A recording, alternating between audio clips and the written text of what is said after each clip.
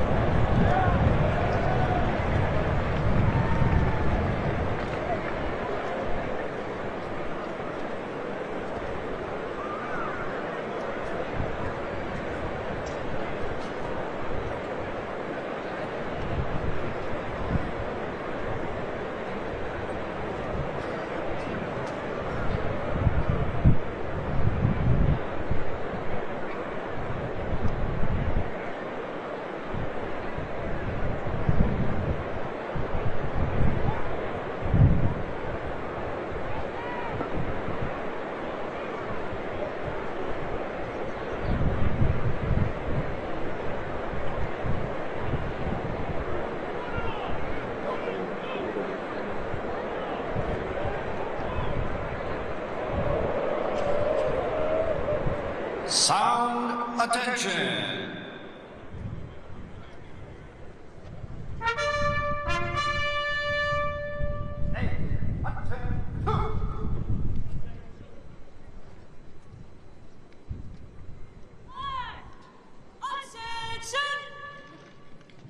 Ladies and gentlemen, please rise for the entrance of the official party. Hey, present on. Present arms. Ladies and gentlemen, please welcome the 25th Secretary of the Army, the Honorable Daniel P. Driscoll.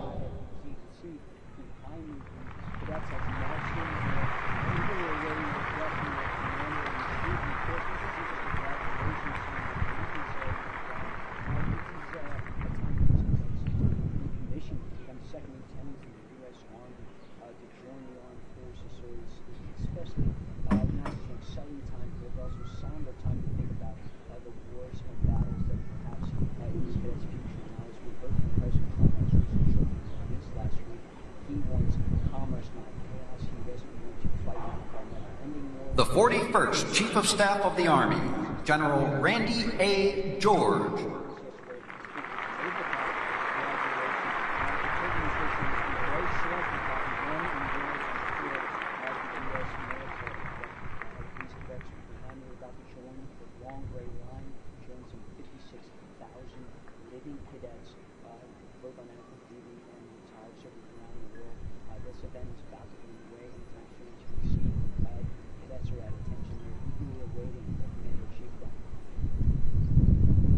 The 61st Superintendent of the United States Military Academy, Lieutenant General Stephen W. Gillen.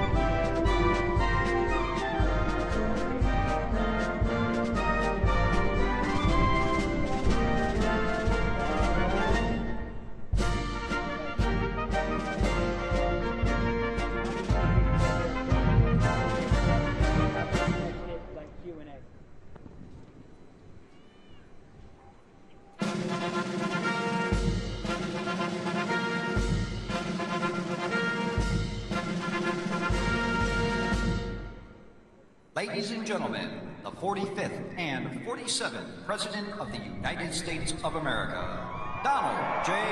Trump.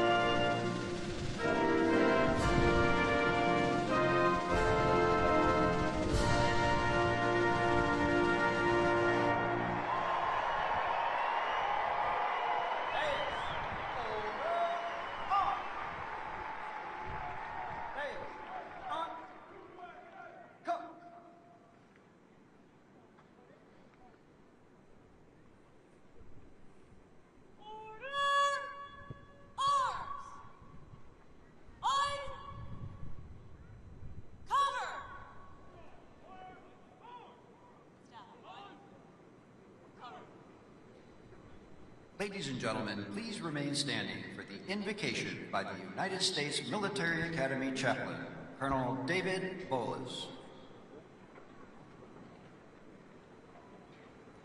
I invite you to pray with me. Praise be to the Lord my rock, who trains my hands for war and my fingers for battle. Almighty God, we are gathered here with hearts full of gratitude and pride as we witness the graduation of the West Point class of 2025. We thank you for bringing each graduate to this major milestone today. We thank you especially for your presence when they were plebes, under pressure, for providing patience as they learn to lead as yearlings, for their commitment and courage to affirm as cows, and for faithful friends who will finish together as firsties. And just as you have been faithful in the past, be their ever-present help in the future. Thank you for the teammates around them, their family and friends, instructors and sponsors, tax and trainers, mentors, and yes, even their tormentors, who stood with them over the last 4 years. Through them, you ensure these West Point graduates are prepared to lead America's sons and daughters in peacetime and in war. Bless this ceremony today with your presence. Bless our president as he leads and inspires us. And God bless the United States of America. In your holy name, I pray. Amen.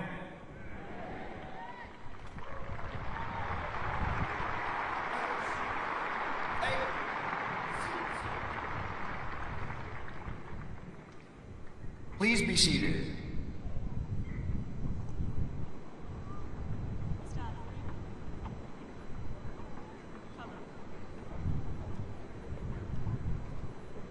Take seats. Staff dismissed.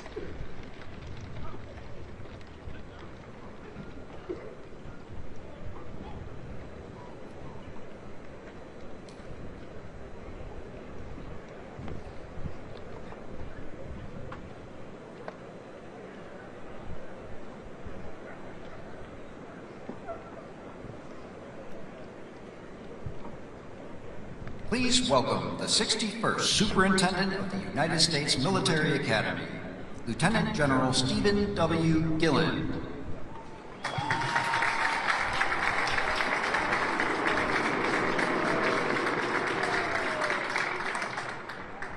Mr. President, Congressman Womack, Congressman Ryan, Secretary Driscoll, General George, our Chief of Staff of the Army, distinguished guests and alumni, teammates, family and friends, ladies and gentlemen, good morning and welcome to West Point, home of the United States Military Academy.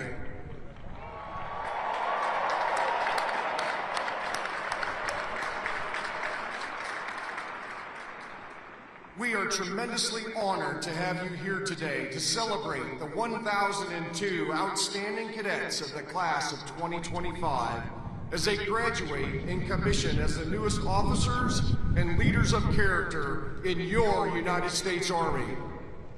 First, a very special welcome to the parents, grandparents, siblings, family, and friends of our graduates who are here today. Let's give them a round of applause.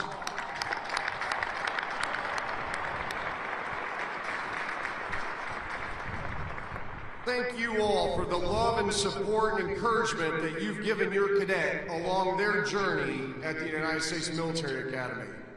I'd like to acknowledge the members of the 50-year affiliate class for our graduating class, the Courage and Drive class of 1975.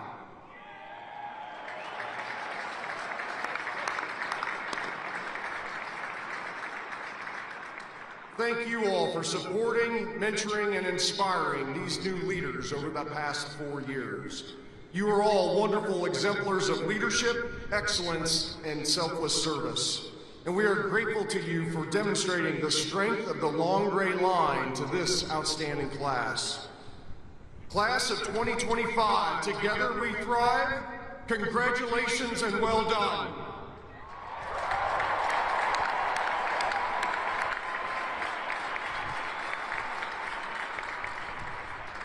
Today, your cadet experience at West Point may come to an end, but today really marks a milestone in your personal journey. as you assume the mantle of leadership as officers in our Army. We know you all are looking forward to what's ahead. Travel, school, BOLIC, Ranger School, Sapper School, moving, living on your own. Some of you are getting married in like the next 6 hours. That's right. However, for all of you, I just ask of you, take a moment. Take a moment during the next few weeks while you're enjoying some free time to reflect on your time here. Think about all the opportunities and experiences that you've had and the challenges you've overcome on the road to becoming a leader of character. Think about the hard work, some blood, a lot of sweat, as well as the grit, toughness, determination, and the continual pursuit of excellence. Think about the friends you've made and the relationships developed, the camaraderie with teammates, the TACs, instructors, coaches, and old grads who've encouraged and mentored you, and the family and friends who supported you and cheered you on. Take a moment to appreciate and thank all the people who've helped you get to this point, and be grateful for all the experiences and opportunities that have helped shape you these past 4 years.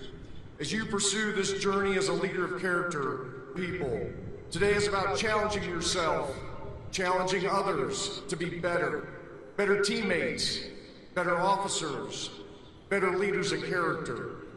It starts with you each and every day. Today is also about the responsibility of leadership as Army officers. Your responsibility to support and defend the Constitution of the United States, to be standard bearers, to lead by example and embody what right looks like. Most importantly, today is about your responsibility, your obligation to the citizens of our nation and to your soldiers, America's sons and daughters, to give them your very best leadership every single day. Also, take a moment to reflect and understand what it means to be a graduate of the United States Military Academy. People expect more from you as a graduate of this institution. You represent this institution and you represent the United States Army every single day. You now join a proud legacy of leaders of character who've committed themselves to selfless service and continual excellence, guided by our Army values and the ideals of duty, honor, country. Those ideals, they unify us and they define us. They define who you are as graduates of the United States Military Academy. And just as they've inspired you, you will now in turn inspire future generations. The class of 2025, you are ready to face the challenges that await you, prepared to live honorably, lead honorably, and demonstrate excellence in everything that you do. Congratulations and Godspeed to all of you. Mr. President, on behalf of the team at the United States Military Academy, it is an honor to present this outstanding class to you this morning as our nation's newest warfighters and leaders of character.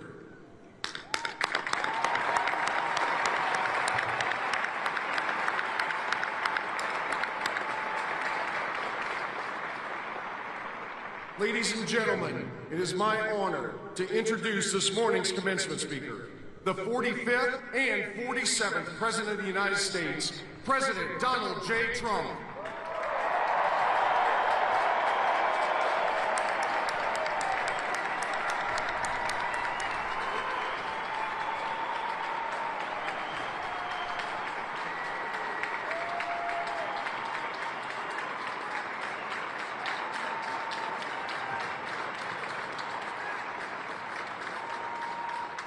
Well, I want to thank you very much. This is a beautiful place. I've been here many times, going to high school, not so far away. A good place, also a military academy, not quite of this distinction, but it was a lot of fun for me. And I just want to say hello, cadets, and on behalf of our entire nation, let me begin by saying congratulations to the West Point class of 2025. You are winners, every single one of you. Thank you.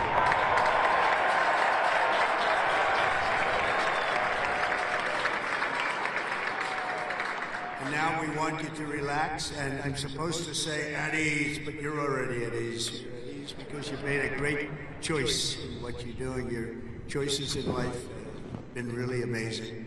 So this is a celebration, and let's have a little fun. I want to thank your highly respected Superintendent, General Stephen Gillen, and he is really something. I got to know him backstage with his beautiful family, and his reputation, his wife is just incredible. His reputation is unbelievable, and thank you very much. And your daughter is a winner also, just like everybody out there, a real winner. Thank you. Thank you.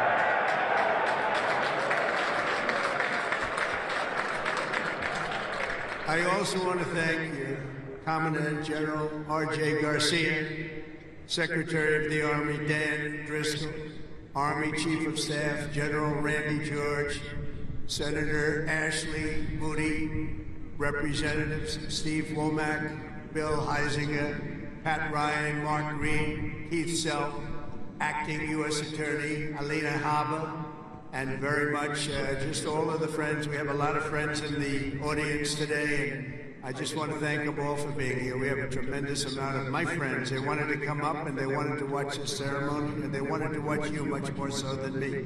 So I just want to thank so many people here.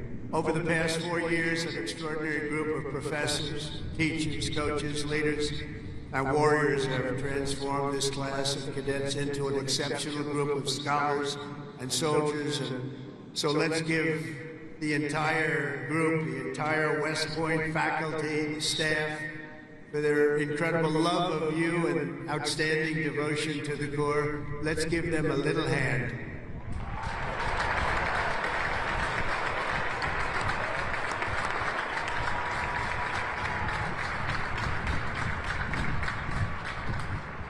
And importantly, we can't forget all of those people beaming with pride. Look at them in the audience. They're so proud. They're in the stands. So thank your parents, your grandparents, and family members who made this all possible for you. Thank you.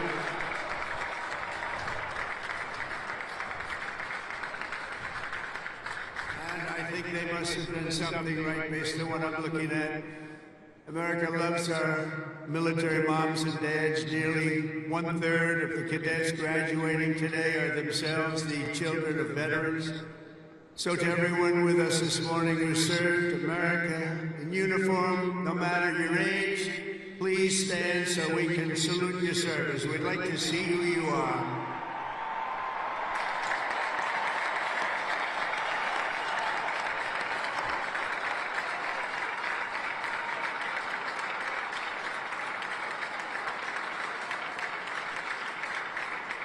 Congratulations. Great job. Every cadet on the field before me should savor this morning, because this is a day that you will never, ever forget.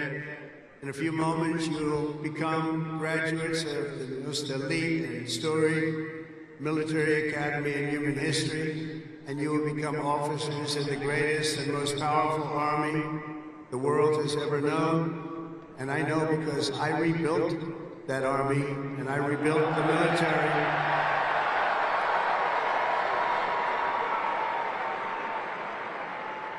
And we rebuilt it like nobody has ever rebuilt it before in my first term.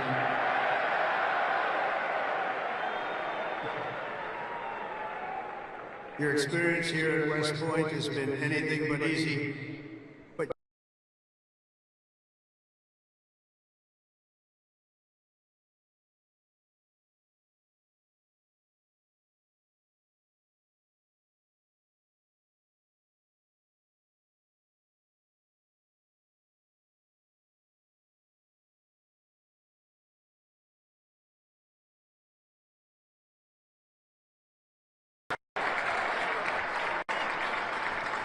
Looking out at all of you today, I can proudly say, mission accomplished. Great job.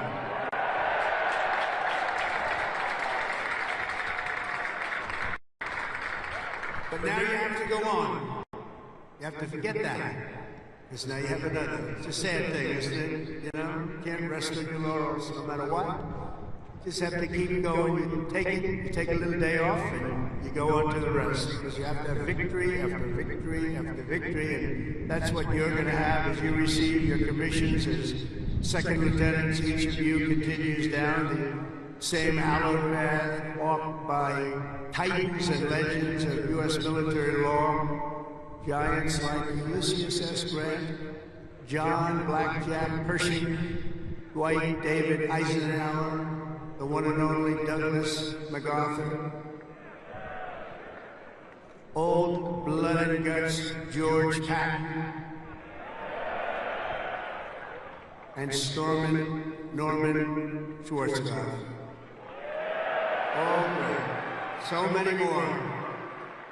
They, countless other pages before you, have walked out of these halls and straight into history, and today you officially join those immortal heroes in a proud ranks of the long gray line. You know that term, so beautiful, the long gray line. Among the 1,000 cadets graduating today, 26 of you wear the prestigious Star Wreath, signifying the highest level of academic achievement. Please stand up, 26. Let's see if somebody stands who shouldn't be standing.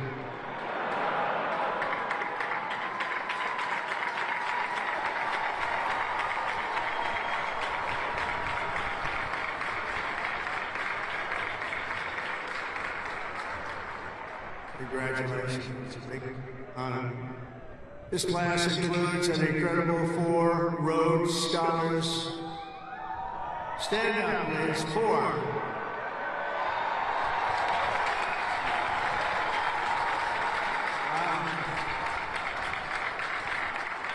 That's tied for the most of any West Point class since 1959. That's great. 4.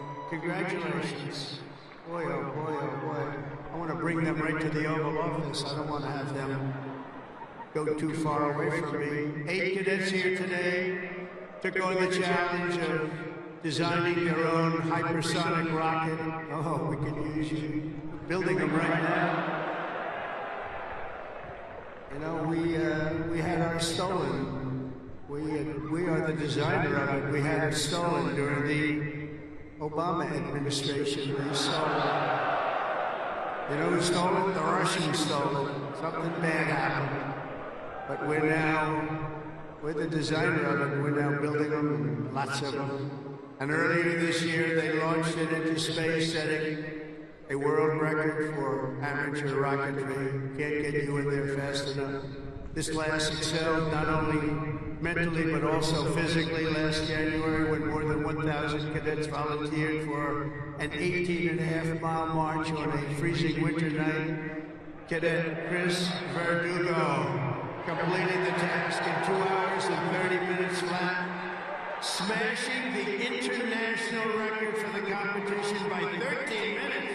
Where is he? Where is he? Come up here. Come up here, Chris. Get up here. Come here. That's by 13 minutes. Come here, Chris.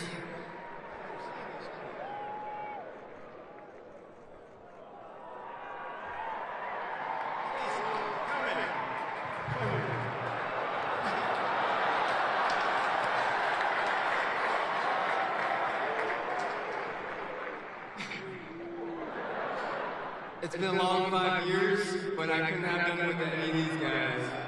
Love you guys.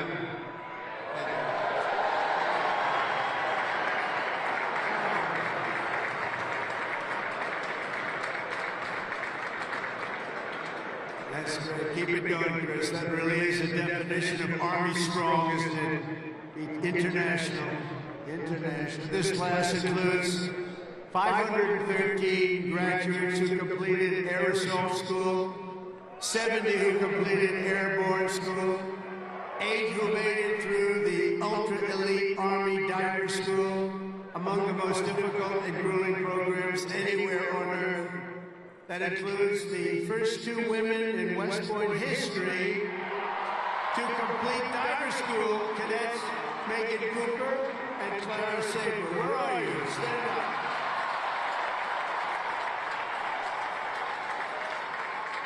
Where are they? Wow, great job. That is not easy. Congratulations, Megan and Clara. It's a job well done. Thank you very much. Some of you achieved a different kind of distinction here at the Academy, including 7 century men who completed 100 hours of marching for disciplinary, infraction. No, don't tell me I'm doing this. Oh, I'm so sorry. Would you like to stand up?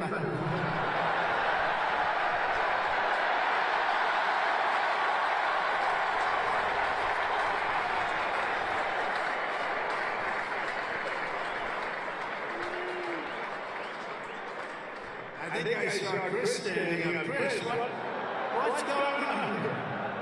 Well, you had one good, one not so good, right, Chris? Can't believe Chris is standing up. But we want everyone to leave here today, Chris, so you're going to be okay, because I'm going to do something with a clean slate. So in keeping with tradition, I hereby pardon all cadets on restriction for minor conduct offenses effective immediately, so you're all okay.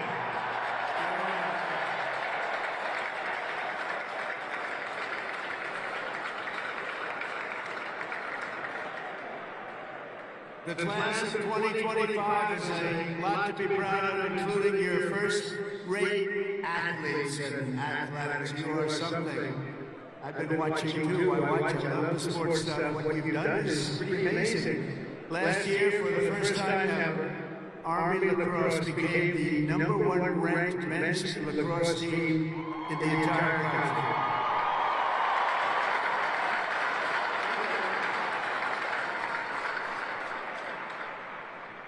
Those of you on the team, stand. That's a big honor. Stand.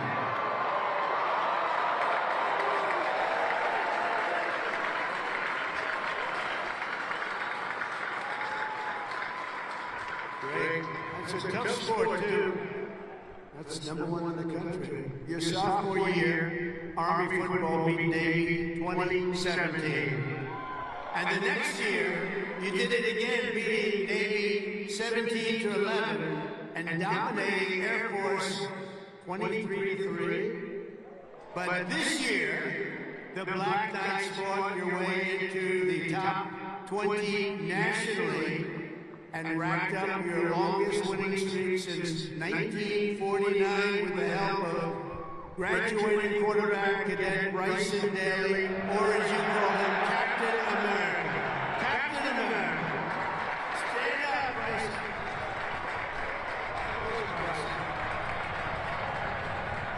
We gotta get him up here, right? Come on, Bryson.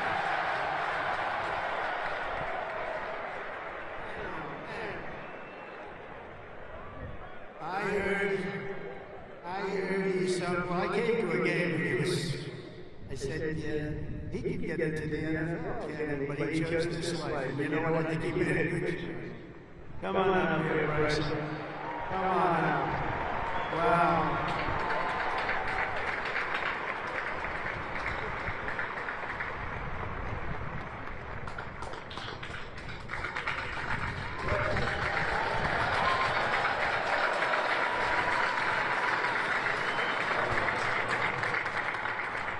Go Army football, shout out the Hogs, H4. Can't wait to graduate, love you guys.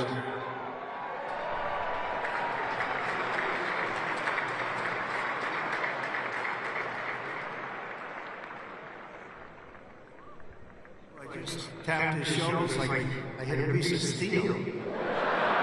This is good shape. There's a reason, you know? There's always a reason for success. Thank you, Bryson. At a time when other top college quarterbacks were thinking about going pro, Bryson's mind was on something else. As he told an interviewer earlier this year, I'm focused on my career as an infantry officer. That's what he wants to do.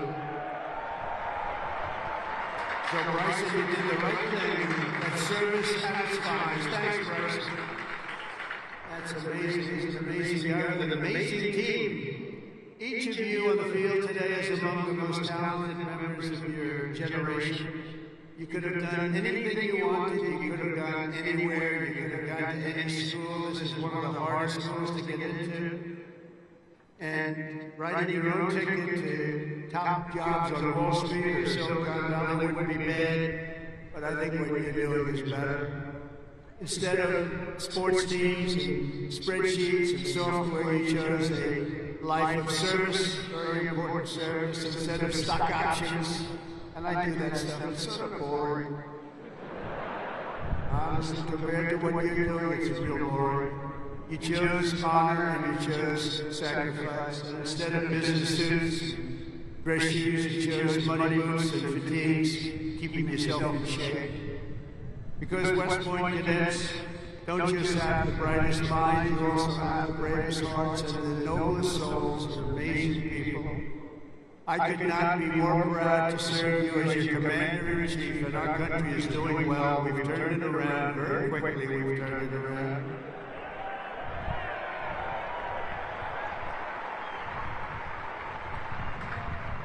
I just got back from the Middle East, and I was at, as you know, Saudi Arabia, Qatar, UAE, and I will tell you, they said, all three leaders, great leaders of those three nations, they all said the same thing. The United States of America is hotter now than we've ever seen it, and a year ago, it was as cold as it gets, and it's true.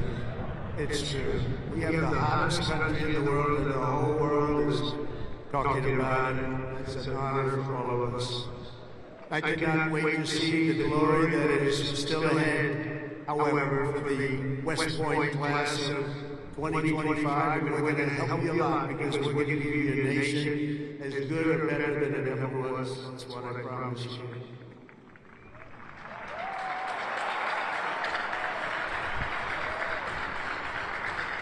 All the victories that you've had together in these grounds will soon pale in comparison to the momentous deeds that you'll perform on the mission you're accepting today as a future leader of America's Army. And we have that Army geared up. We have ordered, just $1 trillion military budget, General. You know that? $1 trillion. Some people say, could you cut it back? I said, I'm not cutting 10 cents. It's another thing we can cut. We can cut plenty of others, right, Dan? We can cut plenty of other things. We have a good man in there. It's a very different warfare out there today. Now they've introduced a thing called drone. A drone is a little bit different. It makes you have to go back and learn a whole new form of warfare. You're going to do it better than anybody else. There won't be anybody close. Generation after generation, the men and women of the Army have done whatever it takes to defend our flag, pouring out their blood into the fields of battle all over the world. And all over the world, you're respected like nobody is respected. Our soldiers have sprinted through storms of bullets, clouds of shrapnel, slogged through miles of dirt and oceans of sand, scaled towering cliffs of jagged rock. And time again, the American soldier has charged into the fires of hell and sent the devil racing in full retreat.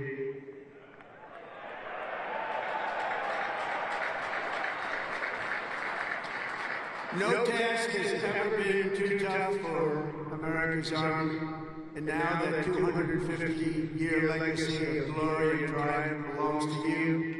The 1,000 newest officers of the greatest fighting force in the history of the world. That's what you are, that's what you're being thought of. Again, you are the first West Point graduates of the golden age of America. This is the golden age.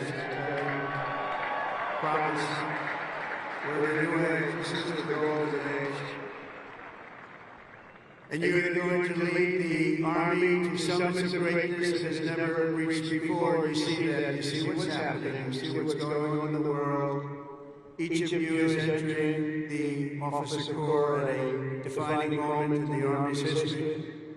For at least 2 decades, political leaders from both parties have dragged our military into missions it was never meant to be. It wasn't meant to be.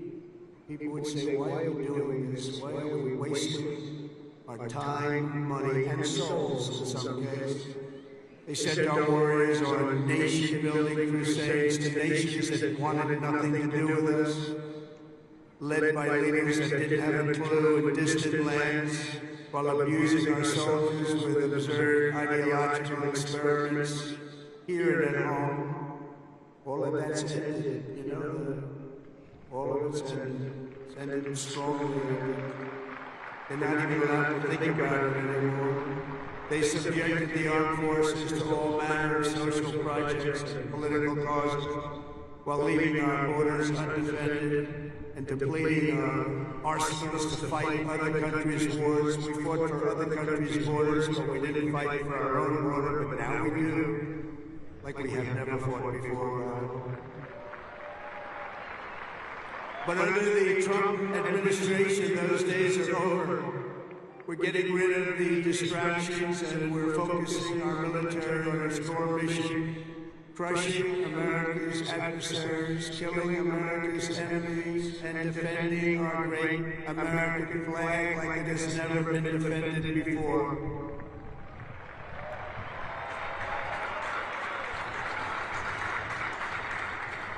The job of the U.S. Armed Forces is not to host drag shows, to transform foreign cultures, but to spread democracy to everybody around the world at the point of a gun.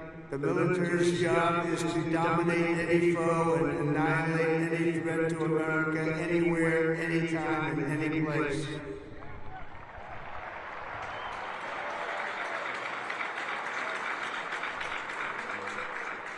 A big part of that job is to be respected again, and you are, as of right now, respected more than any army anywhere in the world, and that's happening, and I can tell you, you are respected like nobody can believe.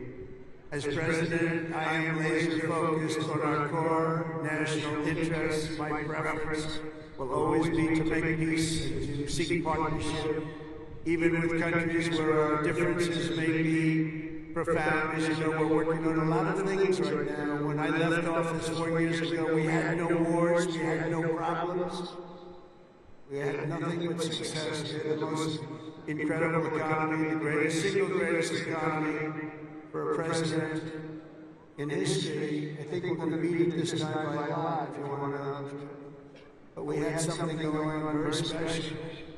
But if the United States or its allies are ever threatened or attacked, the Army will obliterate our opponents with overwhelming strength and devastating force. That's why my administration has begun a colossal buildup of the United States Armed Forces. A buildup like we've never had before. Peace through strength. You know the term. I've used it a lot.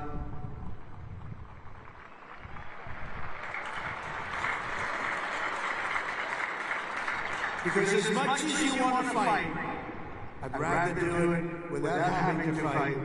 I just want to look at them and have them fold. That's happening. That's happening.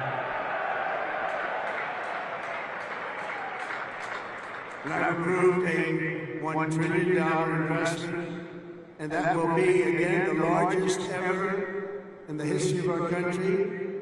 And we are buying you new airplanes, brand new beautiful planes, redesigned planes, brand new planes, totally stealth planes. I hope they're stealth. That whole stealth thing, I'm sort of wondering. You mean if we shape a wing this way, they don't see it, but the other way they see it? I'm not so sure. That's what they tell me. We have the best tanks anywhere in the world. We're going to start shipbuilding again. We're going to start ship. We used to build a ship a day. Now we don't build them anymore. We had a lot of people that didn't know much about getting things built, but that's all I've done in my life is build. We're going to have the best missiles. We already do drones and much more. And early this week, I think you'll like this. I announced that we are officially building all in America, made in America, designed in America. We're the only ones that could do it because we're the only ones with the great technology. We're building the Golden Dome missile defense shield to protect our homeland and to protect West Point from attack. And it will be completed before I leave office.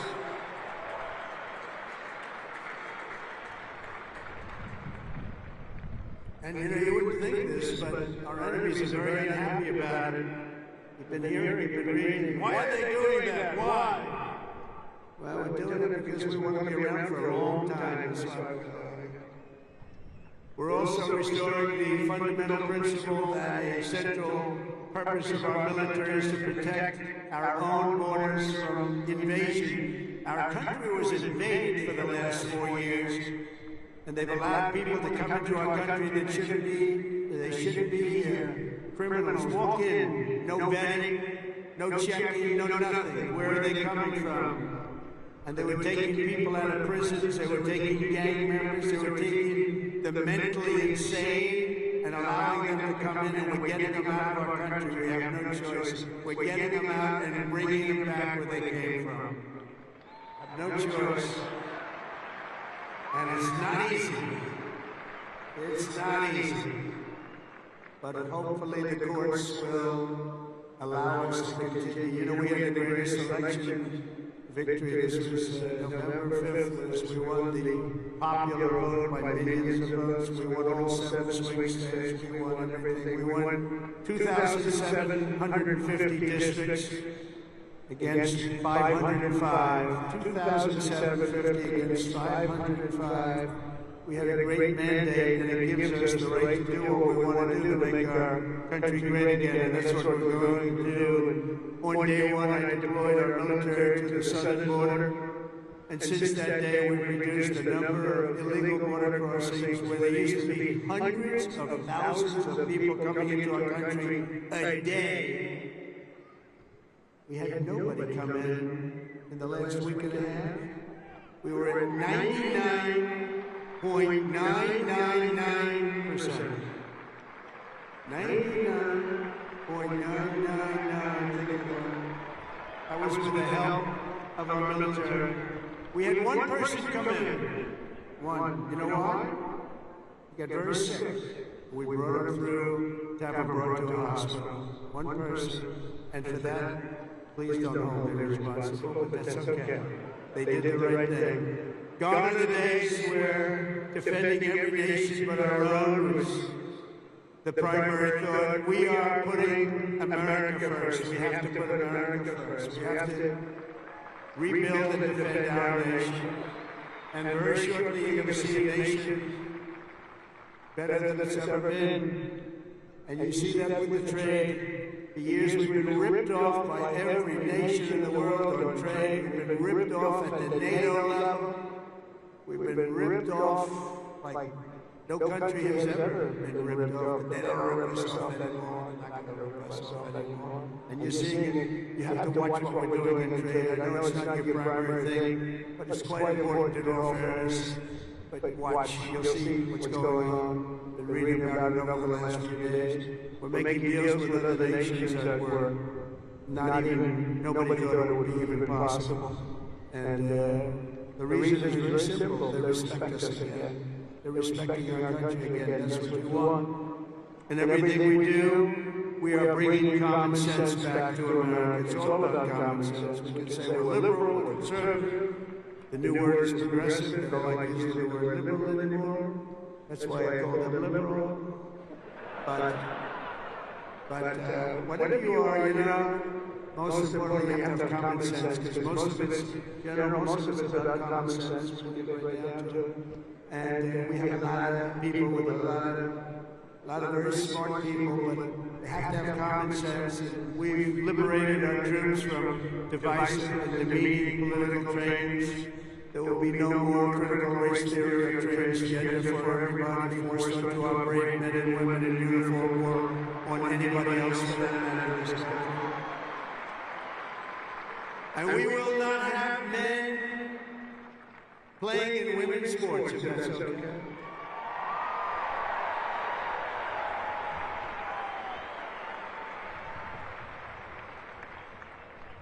I mean, I wouldn't want to have to tackle, as an example, Bryson as a man. But I don't think a lot of women want to tackle him. I don't think so. How crazy is it? Men playing in women's sports, how crazy is it? So ridiculous, so demeaning to women. And it's over. That's over. We've ended it. And promotions and appointments will not be based on politics or identity, they'll be based on merit. We won that case in the Supreme Court of the United States. We're allowed to go back to a system of merit. We're a merit-based country again today.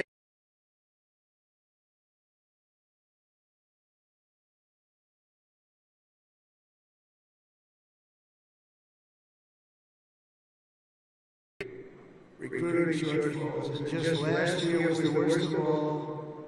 The last year of the Biden administration. We couldn't get anybody to join our military. We couldn't get anybody to join our police or firefighters. We couldn't get anybody to join anything. And right now, just less than a year later, we just set a brand new peacetime recruiting record. The most people joined, and we are brimming. In fact, be careful. There's somebody going to try and take your job. Be careful. You better be good. We are brimming with confidence, and we're brimming with people. We had the best recruiting month that we've had in memory. Nobody remembers anything like it. And that's all because they have spirit now. They have spirit. They have spirit for our country. And now everybody wants to be doing what you're doing. Think of that. So it's really a great honor, I will say. And I'm pleased to report that by next week, the Army is expected to surpass its recruiting targets for the entire year, something that hasn't happened in 28 years where we've had that. So that's pretty good.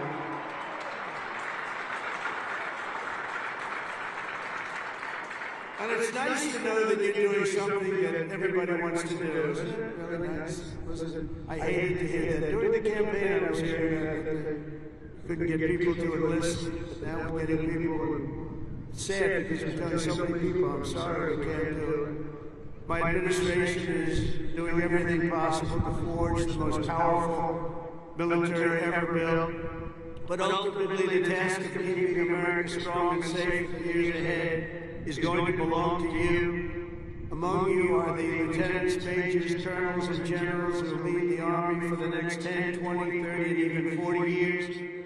So as Commander-in-Chief, let me offer a few words of advice as you begin your Army careers. And I thought I'd do this, and I can make this to a civilian audience or to a military audience. It's pretty much the same. And I did this recently at Ohio State, and they really liked it. I gave them a little advice as to what I see for what you want to do, and some tips.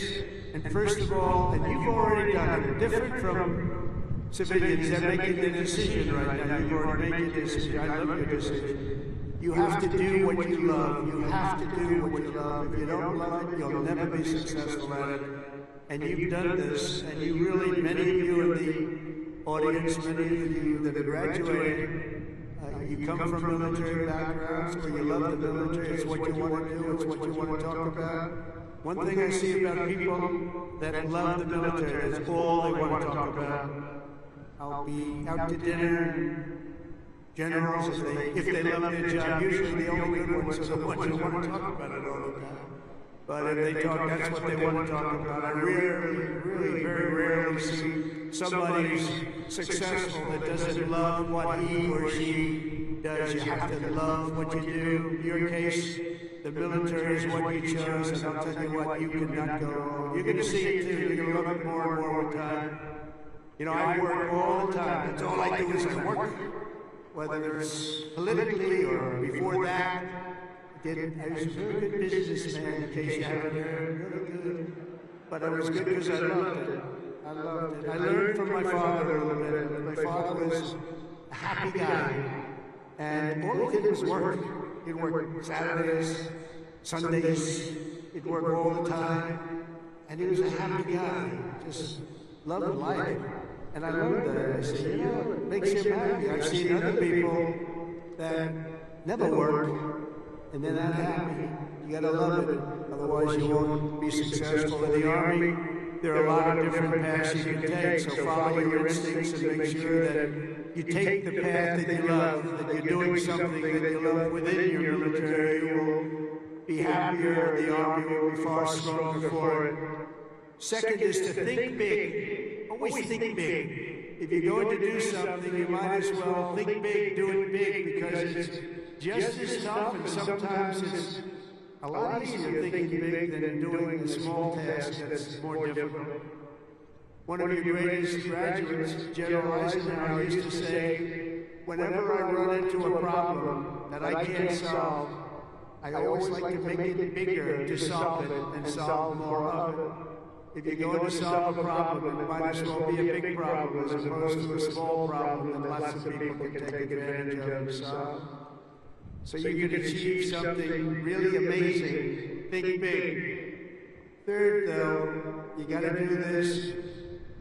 Brain power you have to have. Potential you have to have. But to be really successful, you're always going to have to work hard. An example is a great athlete, Gary Player, great golfer. He wasn't as big as the other men that were playing against him, great, big, strong guys. Gary was a smaller guy. I don't want to say too sweet. He's a friend of mine. He gets a bit angry at people because he hits the ball just as far. He said, I hit the ball further than them. Why am I small? But he worked very, very hard. He was always doing exercise. He was well ahead of his time. He never stopped. He won 168 golf tournaments. He won 18 majors, 9 regular and 9 in the senior tour. 18 with 168. That's the most tournaments internationally, the most tournaments anybody's ever won. But he made a statement years ago, and I heard it. He's the first one. I think I've heard it a couple of times since, but he was the first. He said, it's funny, the harder I work, the luckier I get. And think of that, the harder I work, the luckier I get. And he worked hard, and you're working hard, and the harder you work, the luckier you're going to get. Fourth is, don't lose your momentum. Momentum is an amazing thing. Keep it going. I tell a story sometimes about a man who was a great, great real estate man. It was a man who was admired for real estate all over the world, actually, but all over the country. He built 11 towns. He started as a man who built one house, then he built 2, then he built 5, then he built 20, then he built 1,000, then he built 2,000 and 3,000 a year. And he got very big, very big. He was great at what he did. You see him all over the country, still 11 towns. This was a long time ago, but he was the first of the really, really big home builders. And he became very rich. He became a very rich man. And then he decided to sell. He was offered a lot of money by a big conglomerate, Gulf and West, a big conglomerate. They didn't do real estate. They didn't know anything about it, but they saw the money he was making. They wanted to take it to a public company. And they gave him a lot of money, tremendous amount of money, more money than he ever thought he'd get. And he sold his company. And he had nothing to do. He ended up getting a divorce, found a new wife. Could you say a trophy wife? I guess we could say a trophy wife. It didn't work out too well.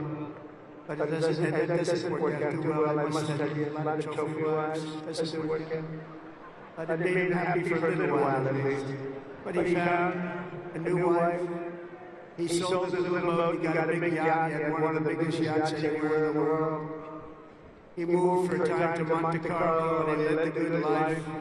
And time went by, and he got bored.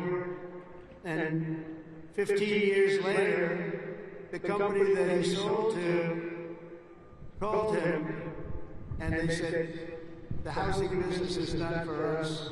You have to understand, when Bill Leonard was hot, when he had momentum, he'd go to the job sites every night, he'd pick up every loose nail, he'd pick up every scrap of wood. If there was a bolt or a screw laying in the ground, he'd pick it up and he'd use it the next day, putting together the house.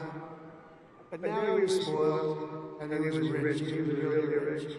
And they called and they said, this isn't for us, this business, we do other things.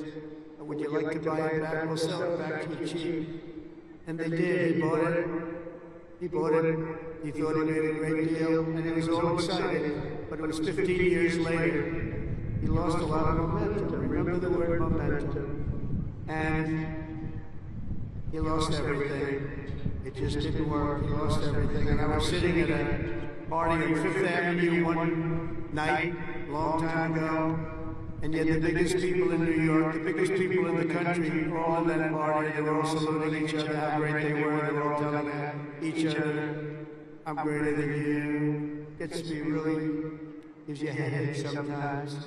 But they had all these people that were telling their own stories about how fantastic a cocktail party. And I looked over, and I was doing well. I was invited to the party, so I had to be doing well. I was very, very young. But I made it anyway, real estate. And I looked over, and at the party, sitting in the corner all by himself, nobody was talking to him, was Mr. Levin. He had just gone bankrupt, lost everything. He lost everything. His home, everything. And I went over and talked to him because he was in the real estate business, and I love real estate. I said, hello, Mr. Levin, how are you? He said, hello, Donald, it's nice to meet you. He knew me from being in the business. I said, so how's it going? He goes, not well. It's really not going well, as you probably read. It's been very, very tough period for me, son. I said, so what happened? It's just anything you can do? He goes, no, there's not a thing I can do. He said, I'll never forget. He said, I've lost my momentum. I just didn't have it. I used to have it, but I lost my momentum. So it's a story I tell. And you have to know when you have the momentum, but sometimes you have to also know when you've lost the momentum. And leaving a field, sometimes leaving what you're doing, sometimes is okay.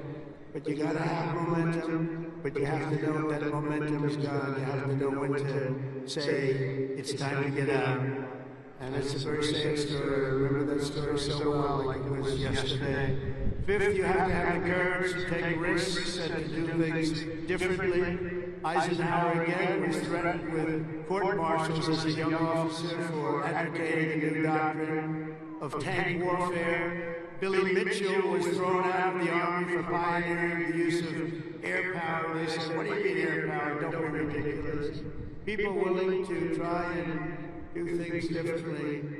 It's never going to be easy for them, but they're the ones that are going to really do the important things. They're the ones who are going to make history. So don't be ashamed and don't be afraid. This is a time of incredible change, and we do not need an officer corps of careerists and yes men and people that want to keep it going the way it's been, because it changes rapidly, especially what you're doing. Because believe it or not, you're in a business profession where things change as rapidly like warfare, the type of warfare. Unfortunately, we're getting to see it with Russia and Ukraine, and we're studying it, and it's a very terrible thing to study, but we're seeing the different forms of warfare. We're seeing the drones that are coming down at angles, with speed and with precision. We've never seen anything like it. Never seen anything like it, and we're learning from it. But your profession changes very rapidly. You've got to be at the top of it. You've got to be right at the head of the needle. We need patriots with guts and vision and backbone who take personal risks to ensure that America wins every single time. We want to win our battles. You know, I defeated ISIS in 3 weeks. They told me it would take 5 years. And the general that did it, you know that story, was named Raisin Cane. His name is Dan Cane, but his nickname was Raisin Cane. I said, your name is Raisin Cane. I love that. Is that a nickname? That's what they call me, sir. I love you, General. I think you're the guy I'm looking for. I want to know a guy named Raisin Cane. He is now the head of the Joint Chiefs of Staff, and is a highly respected man. And we defeated, think of it, ISIS. They said, how long in Washington? Sir, it will take 4 years to defeat them, maybe 5. And maybe we won't, because they're all over the place. And then I met a man that said we could do it in 3 weeks, and he did it in 3 weeks. And that's why he's the head of the Joint Chiefs of Staff right now. And we did things that nobody thought were possible. We've had great military success. When you have the right leader and you have the right people, we have the right people, you can have tremendous success. Sixth, never lose your faith in America and the American people, because they're always going to be there for you. I went through a very tough time with some very radicalized, sick people. And I say I was investigated more than the great, late Alphonse Capone. Alphonse Capone was a monster. He was a very hardened criminal. I went through more investigations than Alphonse Capone, and now I'm talking to you as president. Can you believe this? Can you believe it? So you gotta fight hard, you gotta never give up, and don't let bad people take you down. You gotta let them, you gotta take them down. A lot of bad people out there. Those people, you have to figure it out. But you also have a lot of great people. Finally, hold on to your culture and your traditions, because that's what makes something really great. That's what's made the Army great. The culture and the tradition. Whether we're talking about a battalion, a business, a sports team, or even a nation, history has shown that in many ways culture is destiny. So do not let anyone destroy the culture of winning. You have to win. Winning is a beautiful thing. Losing, not for us. Not for us. Not for everybody here. If it was, you wouldn't be here. From the earliest days of our nation, this supreme tradition of American military service has been passed down from soldier to soldier and generation to generation. And it's a beautiful thing to watch. Graduating today is Cadet Ricky McMahon, Ricky's great-grandfather. Stand up wherever you are, Ricky, if you're going to like this. Ricky's great-grandfather served in World War I. His grandfather served in World War II. And his uncle, father, and mother all graduated from West Point. Where is Ricky?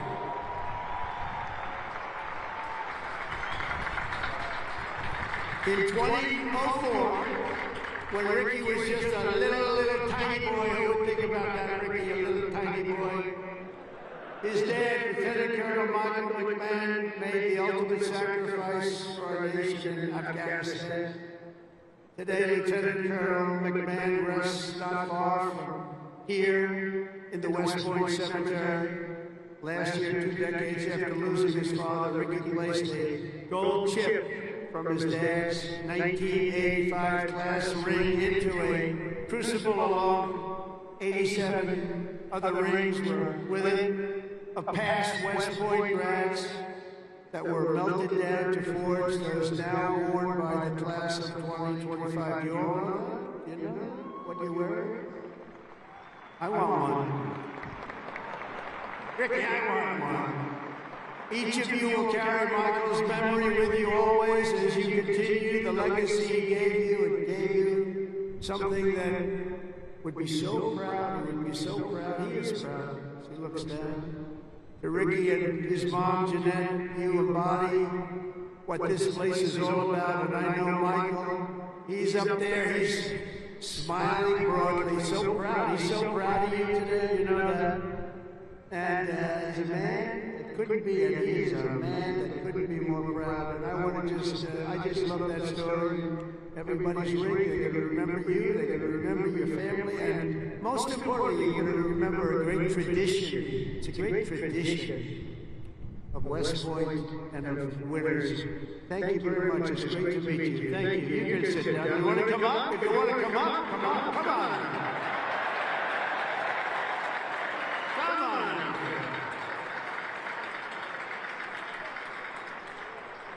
That's nice. You're a handsome guy. They're all good looking here. I don't know what's going on. The whole crowd is beautiful. Thank you very much.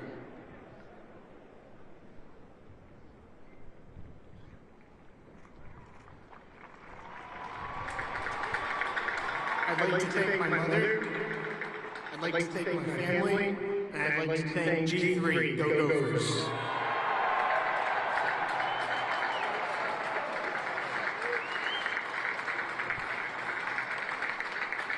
These are good-looking people, I'll tell you, General. What's going on?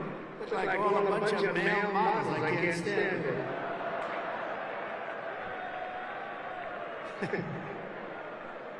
For 2.5 centuries, our republic has endured because of heroes like Michael have laid down their lives for America, and because young people like all of you have picked up the banner of service and carried forward the flag of freedom from Lexington to Yorktown, from Gettysburg to Sicily, and from Incheon to Fallujah. America has been won and saved by an unbroken chain of soldiers and patriots who ran to the sound of the guns, leapt into the maw of battle, and charged into the crucible of fire to seize the crown of victory, no matter the odds, no matter the cost, no matter the danger. All over the world, our soldiers have made sacred the ground where they shed their blood, showed their valor. From Seminary Ridge to San Juan Hill, Bellawood, Omaha Beach, Leyte Gulf, Ardennes Forest, Chosen Reservoir, all over, and even in a place called Pork Chop Hill. And in all of those battles and so many more, some of the best, brightest, and bravest have come from right here at the U.S. Military Academy at West Point, one of the great fabled places anywhere in the world. America's Army has never failed us, and with leaders like the West Point class of 2025, the Army will never fail. We will never let you down.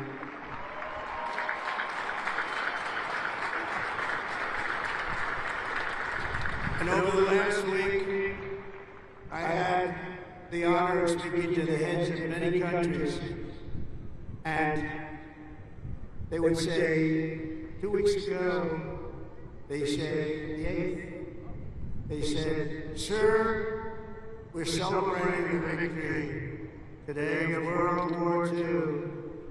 And I said, "Wow, that's nice." And I'd call another one, unrelated. "Sir, we're celebrating the victory of World War II." And I called out President of France or something, also unrelated. He said, "Sir, we're celebrating our victory over World War II." I said, "Whoa, what happened here?" We helped them a lot. And I had this. Russia talked to Putin about ending that terrible war that's going on. And he said they're having a big victory march. And they did lose, in all fairness, 51 million people. But they were all celebrating. The only country that wasn't celebrating was the United States of America. And I said, "Isn't it amazing? We were the ones that won the war. And we were helped. We were helped. In some cases, we had to help them. But we were helped by some of the nations. And we were strongly helped by a couple of them. But every one of them was celebrating. They had Victory Day. They called it Victory Day in Europe, Victory Day all over. And we weren't even thought about. Nobody had a Victory Day. And so I named that special day and another special day from now on as a holiday, but a holiday where we work. Because we don't have enough days. We're going to be having so many holidays, we're not going to be able to work anymore. But I named it for World War II, and a separate day in November, as you know, for World War I. I said, you know, all these countries that participated in the war are celebrating, but the greatest country of them all, and the country that won the war, nobody even talked about. And so we're going to be talking about it too from now on, and I think you'll appreciate it. We won the First World War, we won the Second World War, and you know where we won them from? Right here at West Point. West Point won the war. You won 2 world wars, and plenty of other things. You wouldn't think of it. We don't want to have a 3rd World War. But we won the First World War, we won the Second World War right here from West Point. And that's something. And we're going to be talking about it. You know, they can talk about it.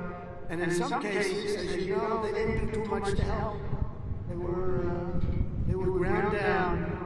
But they were celebrating victory. No, we're going to celebrate victory because we're the ones that won that war. Standing before you today, I know that you will never stop. You will never quit. You will never yield. You will never tire. You will never, ever, ever surrender. Never give up. Remember that. Never give up. It's another little factor I could have had. Never, ever give up. Raise your right hand. I pledge I will never, ever give up. You can never give up. You can never give up. If you do, you're not going to be successful because you'll go through things that will be bad. You can have great moments, you can have bad moments. You can never give up. Through every challenge and every battle, you'll stand strong, you'll work hard, you'll stay tough, and you will fight, fight, fight, and win, win, win.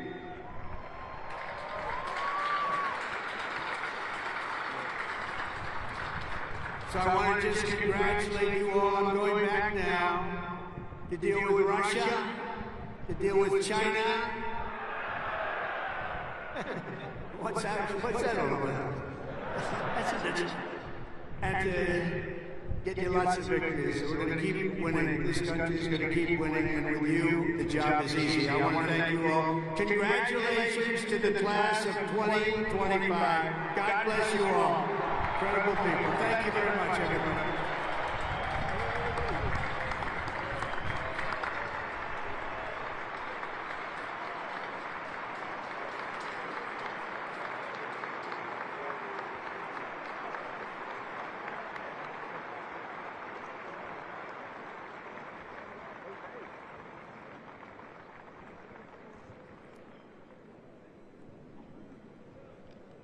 Ladies and gentlemen, at this time, please remain standing for the presentation of the class gift.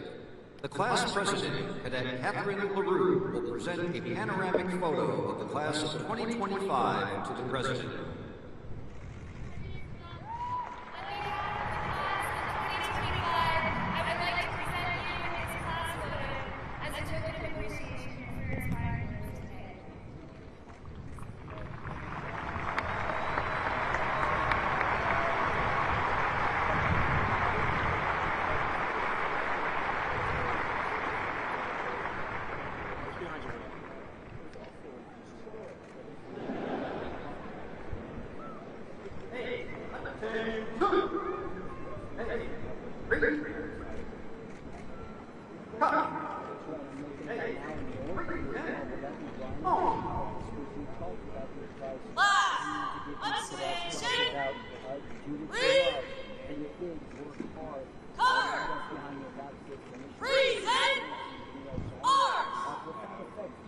Ladies and gentlemen, please rise for the departure of the president.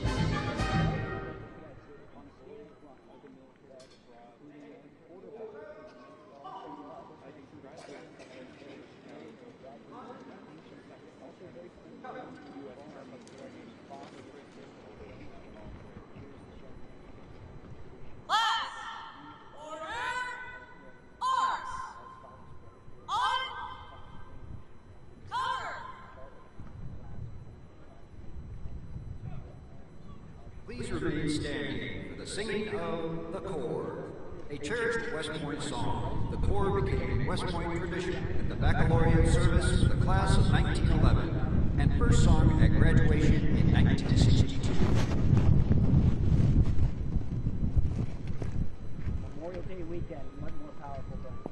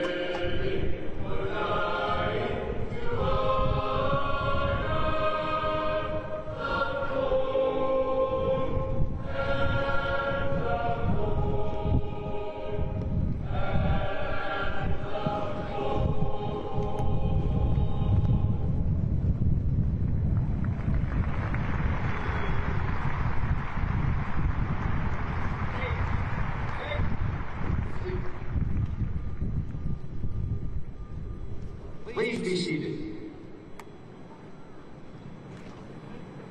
Class, take seats.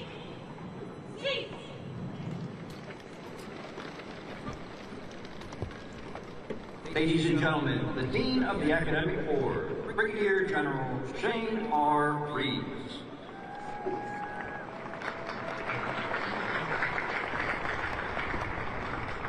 Class of 2025, your education has prepared you to be a leader of character, sworn to uphold the values embodied in our Constitution.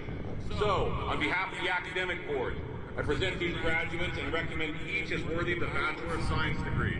Secretary of the Army will present diplomas to those cadets awarded summa cum laude designation, class valedictorian, cadet first captain, class president, and the Army Athletic Association trophy winners. Will the members of the class of 2025 now come forward to receive their